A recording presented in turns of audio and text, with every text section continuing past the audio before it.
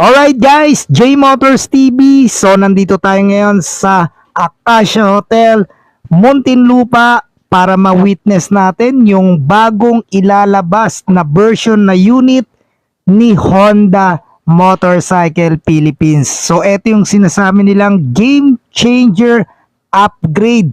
So maya-maya lang makikita natin yung unit na yan at i-check natin kung ano-ano nga ba yung nabago at na-upgrade dyan sa bagong motor ni Honda Motorcycle Philippines. So, intay-intay lang kayo at check natin maya-maya lang. Let's go!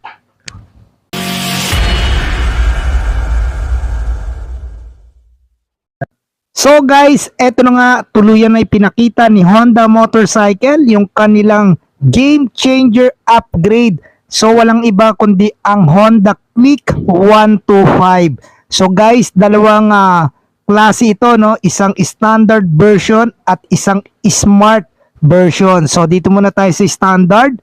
So meron pa rin tong 4-stroke, 2-valve, single overhead cam. So naka liquid cooled, naka ESP. So 125cc, bore and stroke 52.4 by 57.9 mm. At meron tong compression ratio na 11.0:1. So may max power na 8.26 kilowatts at 8,500 RPM. So may max torque na 11.0 Newton meter at 5,000 RPM. So yung kanyang fuel tank capacity 5.5 liter at kayang kumonsumo ng 49.3 kilometers per liters to 50.3 kilometers per liter. So yung size ng gulong sa unahan 90-80 by 14. So sa likuran 180 by 14. So guys, equipped na ito ng CBS. So yung kanyang compartment 18 liters na. So kasya na yung half face helmet dyan. So naka fully LED. At ang kagandahan nito, yung packet niya may USB charger na Type C. Alright, so meron tong wheelbase na 1,280 at may ground clearance na 131 mm.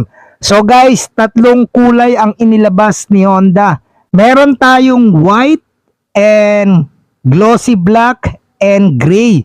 So yan guys, yung inuupa natin na glossy white yan, no. So yun, no, kung mapapansin yung harapan niya, yung kanyang daytime running light, parang naging mas aggressive siya yung dating niyan. Alright, so tingnan nyo, then yung kanyang mga decals na iba na rin, no.